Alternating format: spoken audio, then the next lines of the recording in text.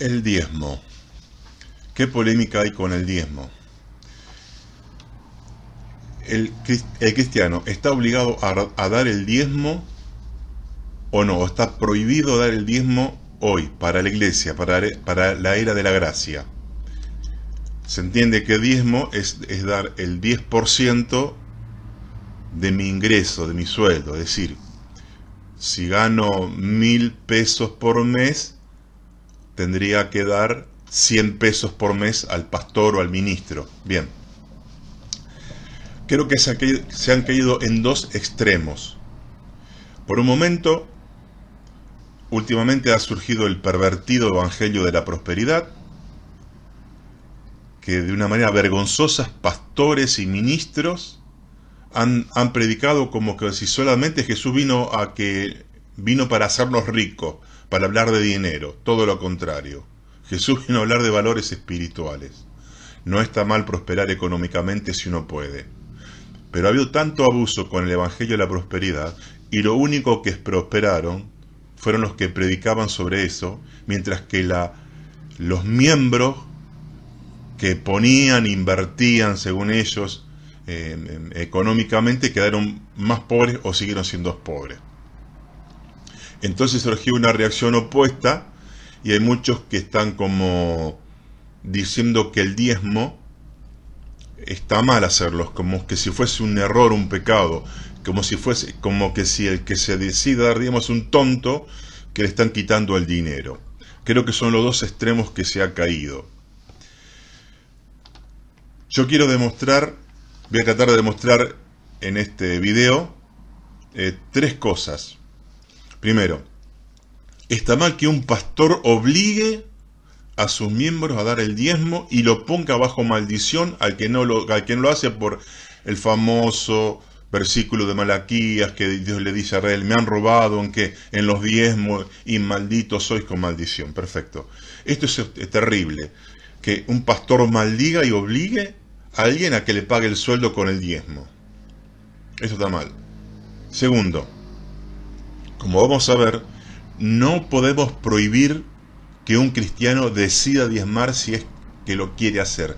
No está prohibido hacerlo, el diezmo. Entonces, el diezmo, vamos a ver, no es obligatorio, pero tampoco prohibido. Va en la conciencia, va en la decisión personal. Y tercero, que voy a tratar de demostrar, es que un ministro o pastor debe ser sostenido económicamente. No está mal que los miembros acuerden darle un sueldo digno, no digo extravagante, pero sí un sueldo digno a su pastor. No está condenado en la Biblia. Además, la Biblia da a entender que sí hay que hacerlo. No hablo de diezmo, sino de un sostenimiento económico. Muy bien. El extremo de los antidiezmos, que dicen que si vos das diezmo no se está pecando, que no lo pueden demostrar por qué, y hablan de que la ley terminó. Bueno, vamos a explicar esto. Bueno, ellos mismos tienen que darse cuenta que Dios ama al dador alegre, la generosidad. Uno sirve a Dios con su corazón, con su tiempo y con sus bienes y con su dinero. Entonces dicen que si soy un tonto porque yo decido dar cierta cantidad de dinero fijo, sea el 5, el 10, el 15, el 20% al pastor, está mal porque son avarientos. Bueno, no todos los pastores son avarientos.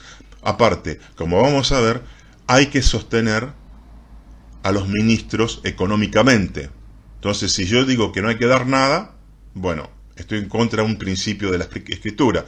Bueno, dice, yo doy ofrenda nomás. El que no da diezmo dice, doy ofrendas porque sí. En el Nuevo Testamento solo se habla de ofrendas claramente. Perfecto, bueno, tampoco de ofrenda, porque si tu pastor es avariento y roba, te va a robar lo que vos le des, sea diezmo y ofrenda. Si da diezmo y ofrenda, te va a robar de los diezmos y de la ofrenda. Y si vos das solo ofrenda, te va a robar la ofrenda. Ahora bien, muchos cristianos que están en contra del diezmo Yo digo que nosotros, cuando no éramos cristianos y ellos mismos, daban diezmos. ¿A quién? Al diablo, digamos. Porque cuando no éramos cristianos, gastábamos mucho dinero y permanente en vicios, en drogas, en juegos, algunos en prostitutas, en alcohol. Y ahí no teníamos problema. Ahí éramos muy generosos para pecar, ahí damos muchos diezmos.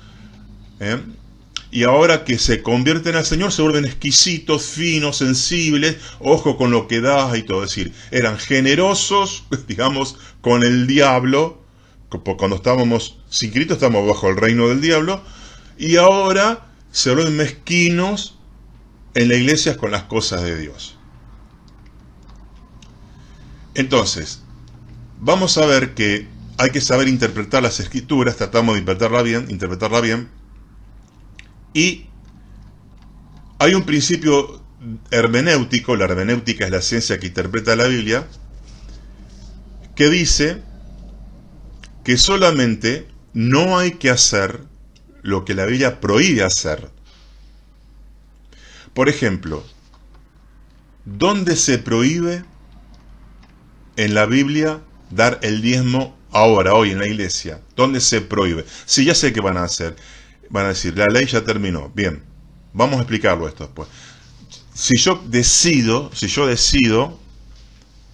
dar un X porcentaje de mi sueldo al pastor, sea 5% o el 10 o el 15 o más o menos, ¿cuál es el problema? No doy el diezmo, doy el 15%, el 12% de mi sueldo. ¿Cuál es el problema? ¿Qué texto me lo condena? ¿Qué texto me lo condena? ¿Qué es lo malo que yo quiera dar?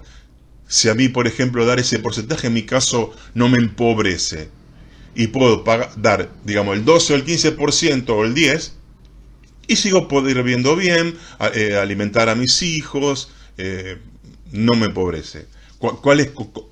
Un antidiezmo, ¿en qué me condena? ¿En qué está mal? ¿En qué reside el mal?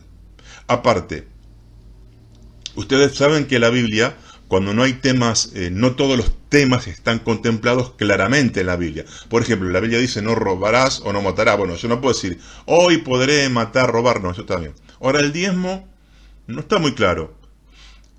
No se prohíbe dar el diezmo. Por ejemplo, cuando no hay un mandamiento claro, recurrimos a los principios bíblicos. Principios. Por ejemplo, fumar cigarros, no está prohibido. No hay un texto que diga no fumarás. Pero sí violenta el principio de que nuestro cuerpo, por ser templo del Espíritu Santo, dice Pablo que tenemos que cuidarlo y Dios va a destruir al que destruye su propio cuerpo, porque en realidad nuestro cuerpo es templo del Espíritu y es propiedad del Señor. Entonces, si bien no está prohibido directamente fumar, está prohibido implícitamente el principio del cuidado y la salud del cuerpo. Perfecto. Si yo quiero diezmar la porcentaje que yo quiera, ¿qué principio violento de las Escrituras? Es decir, ¿quién me explica el antidiezmo? ¿Por qué está mal hacerlo? ¿En qué reside el pecado? ¿En qué está mal? ¿Qué estoy violentando? Al contrario, el que yo quiera proponerme dar una suma fija al pastor está a favor del principio de la generosidad. Dios es muy generoso. Dios ama al dador alegre. Dios es muy generoso. Entonces, ¿cómo se puede prohibir el diezmo? Por ejemplo, la pregunta es, porque algunos dicen, no hay que dar el diezmo porque a la iglesia no se lo ordena. Bueno, esta es una forma errada de interpretar las Escrituras, porque todos, los que dan los diezmos y los que no, hacemos muchas cosas que la Biblia no ordena hacer. Por ejemplo, la mayoría de las iglesias evangélicas tienen su escuela dominical, donde se instruyen la palabra a los niños, que es una cosa gloriosa. ¿Dónde está en la Biblia? La Biblia dice, ¿ordena hacer la escuela dominical? No. ¿Y por qué la hacen entonces? Por ahí en las iglesias hacen reuniones femeninas para mujeres, que son muy importantes. ¿Está en la Biblia eso? ¿Lo ordena? No. ¿Y está mal hacerlo? Entonces, si yo doy el diezmo, ¿qué estoy quebrantando? ¿Qué principio? No hay un mandamiento que diga, no hay que diezmar más en la era de la gracia. No está ese mandamiento. y no violenta ningún principio. Entonces, ¿en qué está mal dar el diezmo? Es más, si ampliamos este criterio, que lo veo mucho en Facebook, en muchos errores, dice, ¿es bíblico esto? Miren, hay miles de cosas que hacemos todos los días y que no están mandadas de hacer en la Biblia. Por ejemplo, todos salimos de vacaciones. A ver, la Biblia no dice, tendrás que salir de vacaciones, pero yo lo hago. ¿Por qué? Porque al hacerlo no está en contra de ningún mandamiento que me lo prohíba hacer. Muchos miramos televisión, ahora estamos en internet, estamos en YouTube, no dice la Biblia, no harás video en YouTube, no mirarás YouTube, no mirarás televisión, no mirarás Netflix, no saldrás de vacaciones, no está eso, y lo hacemos. Por ejemplo, no dice, no salgas a pasar con tu familia, yo salgo a pasear con mi familia y mis hijos. No está dicho que hay que hacerlo, pero yo lo hago. Entonces, vamos a ver cómo era el diezmo en el Antiguo Pacto. En el Antiguo Pacto, y es verdad, los antidiezmos que dicen que el diezmo nunca fue en dinero. El diezmo en el Antiguo Pacto siempre era en especies, es decir, en granos o en animales. Es decir, nunca se le daba en calidad de diezmo dinero a los sacerdotes o levitas. Solamente animalitos y granos. Perfecto. Ahora bien, pero ustedes sabían que los sacerdotes y levitas sí recibían dinero, pero no en calidad de diezmo. Es decir, aparte de los diezmos, los sacerdotes y levitas que trabajaban del templo y en el templo, recibían dinero constante, cash, no sé cómo dicen ustedes, dinero, no sé si en moneda en aquel tiempo, por diferentes ceremonias que ellos tenían que hacer. Por ejemplo, por las expiaciones. Cuando un israelita pecaba y tenía que llevar un animal para ser sacrificado, dice ahí en Éxodo 30:16, y tomarás de los hijos de Israel el dinero, le dice a Moisés, tomarás el dinero de las expiaciones y lo darás para el servicio del tabernáculo de reunión. Dios ordena que cuando uno pecaba y hacía el rito para expiar su pecado, tenía que dar dinero y lo darás para el servicio del tabernáculo. Daban dinero. Y se imaginan, había millones de israelitas, generalmente capaz que todos los días alguien pecaba, bueno, todos los días recibían dinero en efectivo, cash, los sacerdotes. También por el rescate del primogénito. Cuando pasaba cierta edad de primogénito, había que dar dinero al hijo varón. Bueno, hay mucho, el rescate de los mayores de 20 años, por ejemplo, se habla del ciclo del santuario. Bueno, mucho de esto no va a decir porque se va a hacer muy largo. Y fíjense que a su vez, también en el tiempo de Jesús, aparte de que se daba el diezmo en especies, granos y animales a los sacerdotes, se le daba por los ritos y las ceremonias. Es como la Iglesia Católica, que si uno quiere bautizar a su bebé, como hacen ellos, el sacerdote te cobra, está todo tarifado. Por bautismo se cobra tal, por casamiento tal, por la confirmación tal. Bueno, en el tiempo de Israel Dios ordenó que se pague cierta cantidad de plata por esa ceremonia. Y en el tiempo de Jesús, entonces se daba diezmo, se pagaba por los ritos al sacerdote, pues estos ritos para purificación, por el rescate de los primogénitos, por las expiaciones, y también se seguía dando ofrenda. Fíjense que cuando Jesús elogia en Lucas 21:1 a la viuda pobre, que Dios más que todos, dice, porque Dios dio de lo que no tenía. Entonces, no se prohíbe dar el diezmo. No hay forma que me demuestren que yo estoy pecando o que es inconveniente o inapropiado que yo decida por mí mismo de dar cierto porcentaje al pastor o ministro. No violenta ningún principio. Ahora, yo quiero hablar más que del diezmo, del sostenimiento a un ministro y en la era de la gracia. Por ejemplo, Jesús.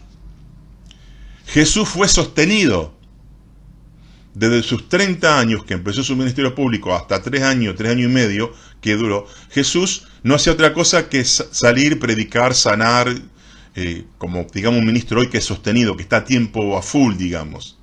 Entonces, y estas ofrendas que Jesús recibía, generalmente según Lucas 8:3, eran varias mujeres, algunas tal vez de dinero, que sostenían el ministerio de Jesús. Jesús dejó de trabajar secularmente y vivió exclusivamente para la obra de Dios. Entonces, si Jesús, Dios, el modelo máximo, fue sostenido, ¿por qué está mal sostener un ministro? Si Jesús es el modelo máximo, fue sostenido. Y de paso digo, la bolsa del dinero de la ofrenda la manejaba Judas Iscariote, que robaba. Sí, eso es verdad, pero Jesús no prohibió eso, Jesús mismo se valía de esa plata. Y al enviar a los 12, que también en ese momento dejaron todos de trabajar secularmente, porque Jesús le dice a Pedro, ahora serás pescadores de hombre, ¿y de qué se sostenían? Él y los 12. Y cuando los envía, ahí en Mateo 10:10 dice que el obrero es digno de su salario. Bueno, vivan de ofrendas, le dijo. Pero este es un texto básico. Y estamos hablando de la era de la gracia. 1 Corintios 9, 13 y 14. Fíjense que lo que habla Pablo. Que los que trabajas en las cosas sagradas, está hablando del antiguo pacto, comen del templo. Es decir, el que vive exclusivamente para trabajar en la obra de Dios sin trabajo secular, tiene que vivir del templo, tiene que comer del templo, tiene que ser mantenido por otros del templo. Entonces Pablo dice que los que trabajan en las cosas sagradas comen del templo. Así también ordenó el Señor que los que anuncian del Evangelio vivan del Evangelio. Fíjense que Pablo hace una continuidad entre el antiguo pacto y el nuevo pacto, de que así como los ministros eran sostenidos, ministros del antiguo pacto, sacerdotes y levitas, eran sostenidos económicamente, así también ordenó el Señor que los que anuncian el Evangelio vivan del Evangelio. Entonces es bíblico, es ordenado por el Señor de sostener a un ministro económicamente. Después dejemos si es del 10%, si es lo que uno prosperó, etc. Es orden de sostener. Repito, 1 Corintios 9, de 13 y 14. Por eso yo hablo más de que digamos de sostenimiento, y Pablo interpreta lo que dijo Jesús para aplicarlo al sostenimiento de hoy, lo que serían pastores, ministros o ancianos. A su vez, en 1 Timoteo 5, Pablo habla de los que se dedican a full a enseñar y predicar, es su trabajo. El que trabaja, dice, en enseñar y predicar, entonces el pastor que cumple bien su rol, es un trabajo muy importante y muy pesado, si lo hace bien, porque tiene que estar permanentemente con los miembros que pecan, que hay problemas económicos, emocionales, bueno, un montón de cosas. Es un trabajo. 1 Timoteo 5, 17 y 18. No es que el pastor es un vago, no es que, como dijo alguien, no, mi papá no trabaja, mi papá es pastor. No, el pastorado es un trabajo, dice la Biblia. Ahora, el primer problema que se armó con los apóstoles, que los apóstoles corregir, fue en Hechos 6:1, cuando hubo una disputa entre las viudas griegas y judías, que uno decían, a nosotras nos dejan de lado, y ahí eligen a 7 colaboradores, que después dicen que son los diáconos. ¿Por qué? Porque dicen los apóstoles que estaban a tiempo completo eran sostenidos. Dicen, nosotros no podemos renunciar a la oración y ministrar la palabra para encargarnos de las cosas materiales. Entonces fíjense que otra vez está diciendo que el ministro tiene que ser sostenido. ¿Por qué? Porque si hoy un pastor tiene una congregación grande y él también tiene su trabajo secular, tiene que ir a la fábrica o a la oficina, eso le resta tiempo y energía para dedicarse a full a los hermanos. Entonces las obras, cuando el pastor tiene mucho trabajo secular y después se tiene que cargar de las cosas de la congregación, la obra se decae, no puede dar todo el servicio que tiene que dar. Entonces decae. Entonces, algunos dicen no, pero Pablo dice que para no ser carga a los demás, él eligió no trabajar. Dicen en 2 Tesalonicenses 3, ni comimos de balde el pan de nadie, sino que trabajamos con afán y fatiga día y noche para no ser gravosos. Entonces ahí dicen, ve, ahí está. Pablo está diciendo que él trabajó, para no sacarle plata a la gente, y yo me mantengo solo al ministerio. Bueno, esto no se puede tomar como una norma general. Primero porque Pablo no está diciendo está prohibido que me mantengan, sino que en un momento muy corto de su vida, él decidió trabajar para no ser sostenimiento, pero después, en el gran porcentaje de su tiempo, sí fue sostenido, y ahora lo vamos a ver. Entonces no se puede tomar como una norma. Bueno, está diciendo que cuando uno puede, que se sostenga solo, pero no está dicho, no lo dice como un ejemplo, pero no lo dice como una imposición, como un mandato de Dios. Y ahí dice, no porque no tengamos derecho, es decir, está diciendo, sí tenemos derecho a ser sostenidos. Segunda Tesalonicenses 3, 8 y 9. Pero ¿qué me dicen de 2 Corintios 11, 8? Dice, he despojado a otras iglesias recibiendo salario. Despojando, recibiendo salario. Le saqué plata para tener salario. Entonces Pablo también despojó para tener salario. Y lo recibía bien. Entonces en un momento Pablo, muy poco en su ministerio, trabajó. Hay que ver por qué en ese momento con los tesalonicenses no trabajó, pero los corintios dice a otro despojado. Están las dos cosas, recibió y no recibió salario. Entonces no puedo poner norma como que no y que sí. Entonces, la conclusión es la siguiente. No está prohibido que un ministro sea sostenido. Segundo, no es obligación que todos sean sostenidos, porque hay congregaciones chicas o porque por X motivo el pastor puede trabajar secularmente y dedicarse a la obra y está bien, está bien. Cada congregación es un mundo aparte. Por ejemplo, como está dicho, yo dije al principio, no está ni prohibido ni ordenado dar el diezmo, está en el corazón de cada uno. Y si alguien dispone dar el 5, el 10, el 15%, ¿cuál es el problema? ¿Cuál es el versículo que me condena? ¿En qué está mal hacerlo? Al contrario, está a favor del principio de la generosidad y Dios ama al dador alegre.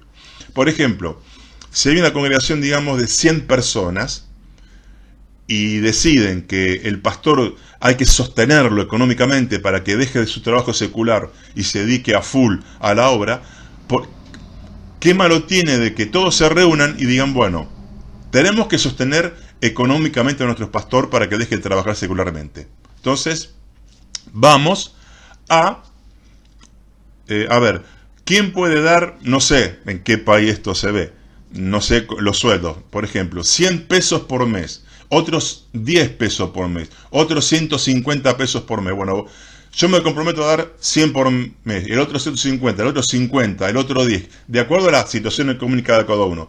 Y si hacemos la cuenta entre los 100, digamos, con lo mucho y lo poco que ponga cada uno y se compromete a dárselo al pastor, le dan un sueldo digno, que no es una locura, pero tampoco una miseria. Entonces, le damos un sueldo digno, y lo importante es que el pastor, no estoy hablando de diezmo, que el pastor, que se va a dedicar ahora a full a la obra, tiene que saber con cuánto va a contar. Así como vos tenés que saber cuánto cobras por mes y te organizás tu economía, el pastor tiene que saber cuánto va a ganar, porque él también tiene que hacer planes económicos, si puedo comprarme algo o no, o cómo puedo alimentar a mis hijos. Entonces, vamos a decir una cosa. En el tiempo de la gracia, ya en Hechos, en 4, dicen que los que tenían propiedades, estamos en la gracia, daban sus propiedades, propiedades que les sobraban a los pies de los apóstoles. Ahí daban mucho más que el diezmo, y ahí estamos hablando de la era de la gracia, para que los apóstoles decidan cómo distribuir eso que tenían. Daban más que el diezmo. Y fue en la era de la iglesia, de la gracia. Entonces, no está mal prohibir diezmar. No se prohíbe en la Biblia y no violenta ningún principio. Ahora bien, para concluir, el diezmo en la era de la gracia. Ustedes saben que la primera vez que alguien da el diezmo y se menciona la palabra diezmo en la Biblia es con Abraham, que la ley vino 400 años después. Abraham venía victorioso de una guerra y se le aparece un misterioso sacerdote, Melquisedec, y espontáneamente Abraham le da los diezmos del botín de la guerra a Melquisedec y Melquisedec lo bendice. Este Melquisedec, según Hebreos, o era Jesús, o era una aparición de Jesús, o era un tipo de Jesús, alguien que representaba a Jesús. Y estamos hablando de 400 años de la ley. Y Jesús, dice en Juan 1, Evangelio de Juan capítulo, trajo la gracia. Dios, Abraham le da el diezmo a alguien que era Jesús o representaba a Jesús, quien después trajo la gracia. Entonces el diezmo no está desligado de la gracia. Porque la primera vez que aparece la palabra el diezmo, la acción de dar el diezmo, está relacionado con Jesús. Y Jesús trajo la era de la gracia. Entonces, ¿por qué dicen que porque no estamos en la gracia no puedo diezmar? Si están relacionados, ¿entienden? Abraham estaba bajo el sacerdocio de Melquisedec y le dio el diezmo. Y si ahora estamos, que dice Hebreos, que estamos bajo el sacerdocio de Melquisedec, que es eterno, que es Jesús, ¿por qué está mal el dar el diezmo? Porque no todo lo de la ley pasó. Pasaron las leyes rituales, pasó el sábado, pasó la circuncisión, pasaron las fiestas, pero las leyes morales siguieron. Y del diezmo no se dice nada. Entonces, no está mal darlo porque no está prohibido. Entonces, Abraham da el diezmo, que es la primera vez que se menciona el diezmo en las Escrituras, en la era de la gracia. ¿Por qué? Porque Abraham estaba bajo el sacerdocio de Melquisedec y le da el diezmo. Y ahora estamos bajo el sacerdocio de Melquisedec. Entonces, como principio bíblico, no está prohibido y es algo correcto dar el diezmo. Si bien nadie puede obligar y maldecir porque no lo da, está correcto porque es en la era de la gracia. Bien, espero que este tema haya servido y seamos dadores alegres.